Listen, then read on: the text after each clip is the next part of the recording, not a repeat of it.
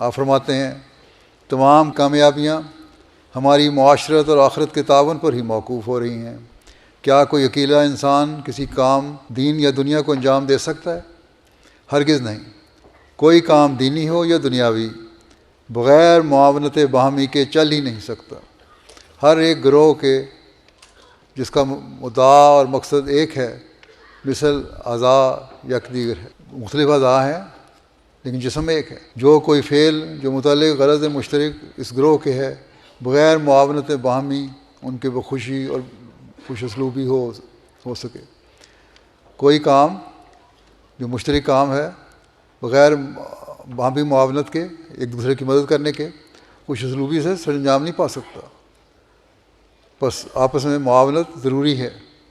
فرمایا کہ بالخصوص جس قدر جلیل القدر کام ہے اور جس کی علت غائی، جس کا آخری نتیجہ کوئی فائدہ عظیمہ جمہوری ہے، یعنی بہت بڑا فائدہ جو پوری قوم کو ملنے والا ہے، وہ تو بجوز جمہوری اعانت کے کسی طور پر انجام پذیر نہیں ہو سکتا۔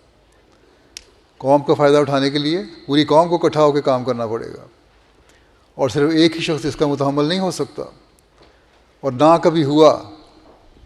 انبیاء علیہ السلام جو توکل اور تفویض اور تحمل اور مجاہدات افعال غیر میں سب سے بڑھ کر ہیں، ان کو بھی برائے اسباب ظاہری من انصاری اللہ کہنا پڑا۔